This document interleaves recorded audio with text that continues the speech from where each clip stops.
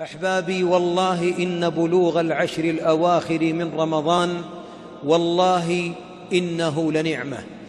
واسألوا مقبرة النسيم وسكانها لو أجابونا ماذا يقولون. والله إن أن ينسئ الله في أعمارنا فنبلغ موسم من أعظم مواسم الدنيا على الإطلاق، 10 أيام و10 ليال، لياليها أفضل ليالي العام كله. ينسأ الله في أثرك ويمد في عمرك، وقد خلطنا في 20 الأول، ووالله لا نقبل أن يكون 20 الأولى آخر حياتنا. كلنا يبغى التوبة، وكلنا يريد أن يستعتب، ونتمنى أن لو ختمنا في كل ليلتين ختمة، وبعضنا يتمنى أن لو تصدق في كل يوم صدقة. أقول كفكف دمعك وأوقف اللوم عن نفسك. والسؤال الآن، 10 القادمات والله ما غابت شمس يوم على أفضل منها، فماذا أنت صانع وماذا أنت فاعل؟ هي 10 جعل الله فيها درة الليالي وتاج الليالي وشامة الليالي على ليالي الدهر كله. ليلة هي خير من 1000 شهر. أودعها الله في 10 ليبتلينا ويختبرنا لينظر أينا أحسن عملا، لا أكثر عملا، أحسن عملا. ولذلك 10 القادمات خير الورى وخير البريات عليه الصلاة والسلام ما كان يقضيها في بيته. 20 الأول كان ينام ويصلي، كان عليه الصلاة والسلام يخلط بين النوم واليقظة. أما في 10 الأواخر فكان يطلق الدنيا خلف ظهره، وهو أكثر منا أعمال، قائد الأمة بأبي هو وأمي، يترك الدنيا خلف ظهره، يتخفف من أعمالها، يترك نساءه، ليست زوجة واحدة ولا زوجتين ولا بيت ولا بيتين، ترك 11 بيتا، وترك خلفه نساءه، وترك خلفه ما خلفه، واعتكف وضرب القبة في المسجد يناجي رب العالمين ويخلو بالمناجاة مع ربه. هكذا يكون استقبال 10. بعضنا يستقبل 10 لأنه استلم الراتب اليوم ونزل الراتب في الصراف، تلقاه في سوق حجاب وفي سوق الغرب والشرق يجمع لباس العيد. يا مسكين، ليس السعيد في العيد من لبس الجديد، وإن كنت لم تشتري بعد فاشتري غدا في النهار، وانتهي لا تغرب شمس الغد، لا تغرب شمس الغد إلا وقد فرغت وأنهيت أمور عيدك وملابسه.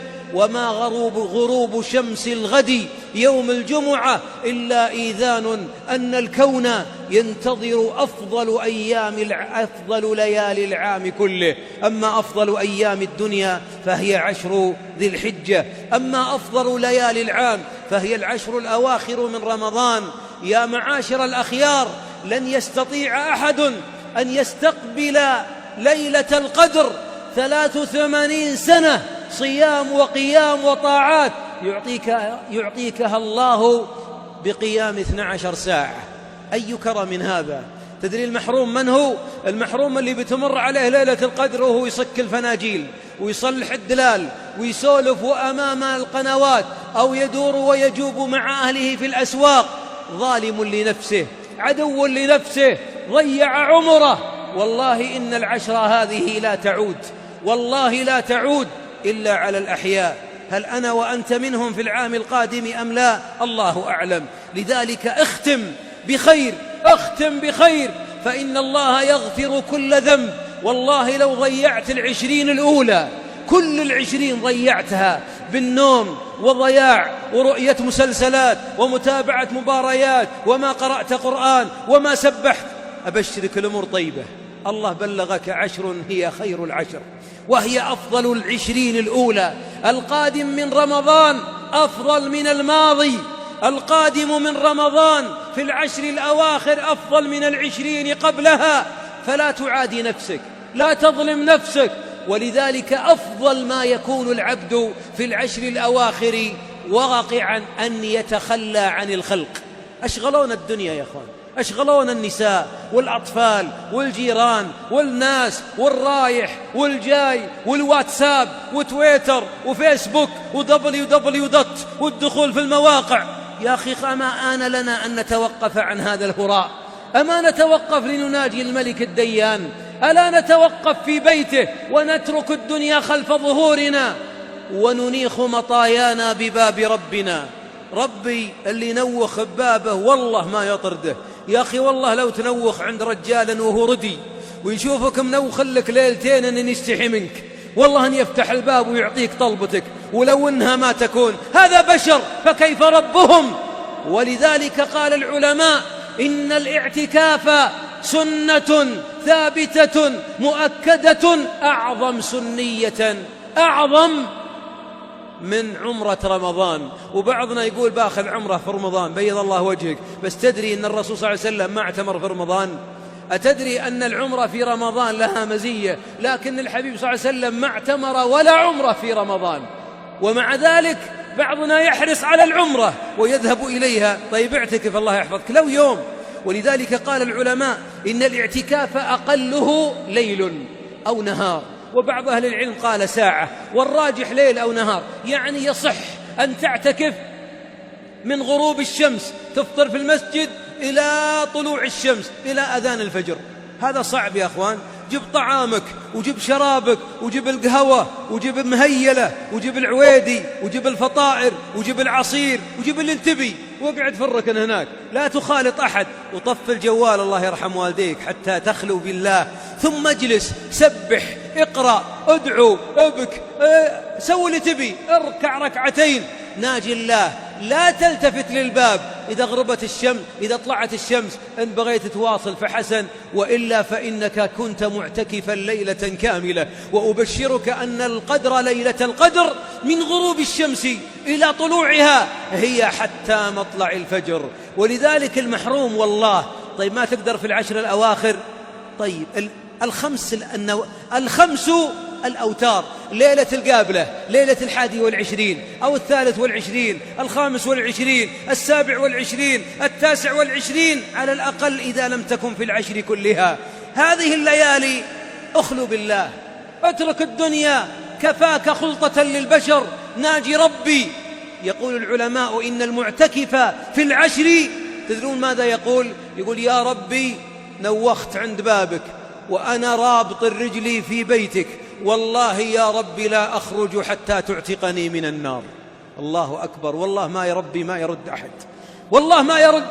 والله يا أخوان 10 أيام أسألك بالله لو يتصل عليك واحد من تجار الرياض يقول تعال أبرك عند بابي 10 أيام وابشر بفلة في النسيم، تقعد 10 أيام؟ والله أنت توقف على رجل مو برجلين، وتحب خشمه ويده وراسه وسم طال عمرك حتى يعطيك. الله ما يعطيك فقط، الله أعطاك الحياة، أن تقدر تتنفس لو لم يعطيك الله الهواء، أن تستطيع أن تقول لا إله إلا الله لو لم يكن يعطيك ربي هذا التوحيد. خلقك للفطرة وعلى الفطرة وهيأ الجنة لك، بل الله يريد أن يدخلك الجنة ويتوب عليك. طيب إذا فتح باب التوبة ليه ما تدخل؟ إذا فتح باب الجنة لماذا لا تدخل؟ يا أخي كم عمرك؟ كم عمري؟ أنا عمري فوق 40. يعني يا أخوان اللي يجلس ليلة القدر عمله الذي يرفع إلى الله إن قبله 83 سنة و6 أشهر. الله أكبر. ليلة يكون عبادتها كعبادة من يصلي ويصوم 83 عام من الغبي الذي أخرق نفسه وأحرق نفسه وعادى نفسه. أنا إذا ما كنت مع القائمين في تلك الليلة، لا تقول بروح للبيت وبنصلي القيام ونرجع. اسمع، تبي ليلة القدر ما فيه تفريط، إذن اجلس هنا وانعكف واعتكف واترك عنك الدنيا وانقطع عنها. أحبابي لو جانا اتصال تاجر من تجار الرياض بيعطي كل واحد يلقاه في العشر الأواخر 1,000,000 ريال، بس بشرط يلقاه واقف على عتبة الباب وبيمر علينا في الحارات، واللي بيلقاه واقف بيعطيه 1,000,000. تدخل داخل بيتك؟ والله ما تدخل. وش بتقول لي؟ بتقول لي يا شيخ متى بيمر؟ ما أدري، لكنه والله أنه بيمر، والعشر أيام دي فيه مرور له. متى لا أدري، ليل نهار لا أدري، لكن ترى من وجده واقف أعطاه. نوقف ولا لا؟ والله نقوم بزلاننا الصغار أطفالنا اللي يحبون نوقفهم عند الباب. وانا أبوك طيب تعبان يا أبوي، يا أبوي التعب مخلوف، اسهر الأيام ذي والنوم ملحوق عليه في شوال. نقول ذلك ولا لا؟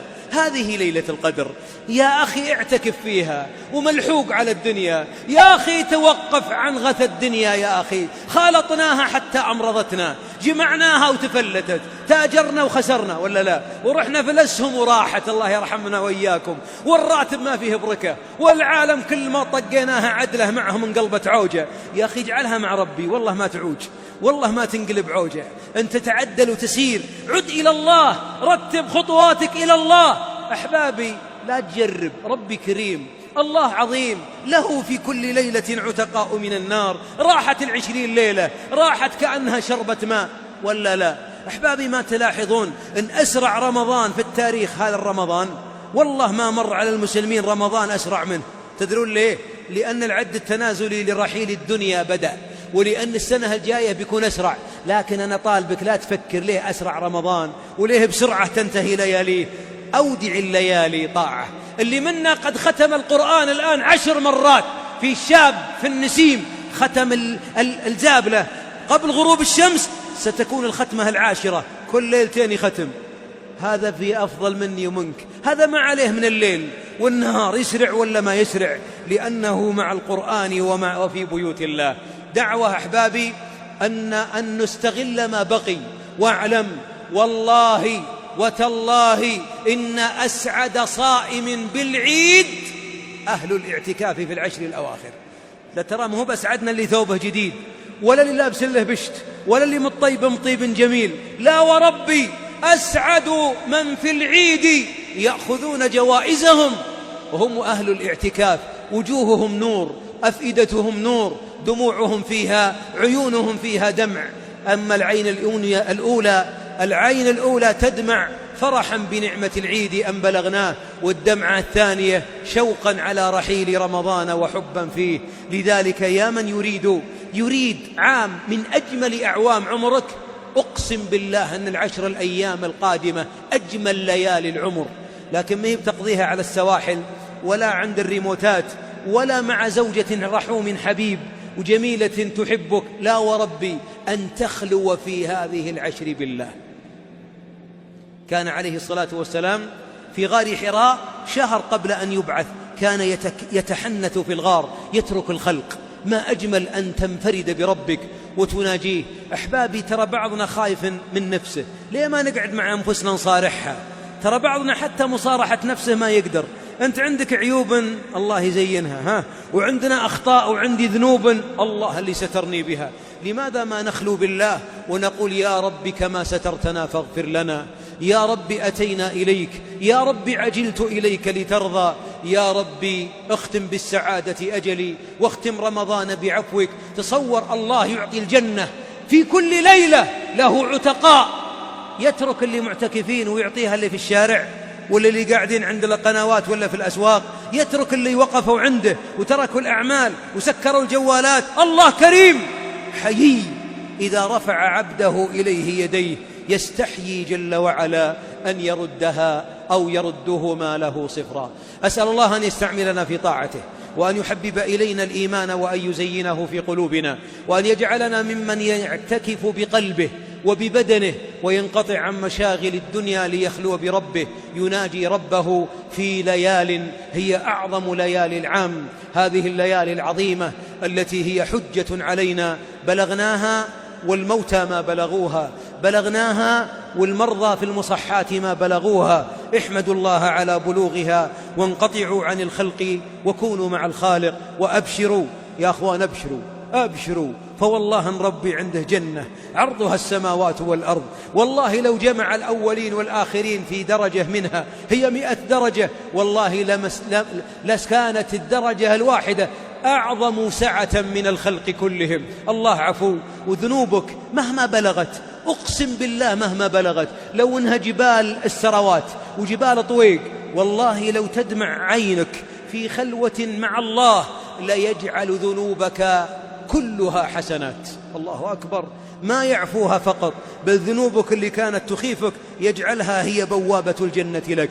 فانكسروا بين يديه وناجوا ربكم، وتخففوا من الدنيا، وصوموا العيون، وصوموا الألسنة، وصوموا القلوب، حتى يبقى القلب مطمئنا هادئا للمناجاة. حرمكم الله عن النار وآباءكم وأمهاتكم، وأعاد عليكم رمضان أعواما عديدة وأزمنة مديدة. يا رب اختم لنا رمضان برضوانك والفوز بجنانك والنجاة من نيرانك. ومن لم يدرك رمضان يا رب اجعل قبره روضة من رياض الجنان ويمن كتابه. يا رب من كان مريضا ما استطاع القيام ولا الصيام ولن يستطيع الاعتكاف، اللهم أعطه أفضل ما تعطي السائلين، اللهم أعطه أفضل ما تعطي السائلين، اللهم أعطه خير ما تعطي السائلين. وأرنا في المرضى يا رب عجائب لطفك ورحمتك، وارفعهم يا رب بعافية وأغنهم بها عن خلقك، وأصلح نياتنا وذرياتنا.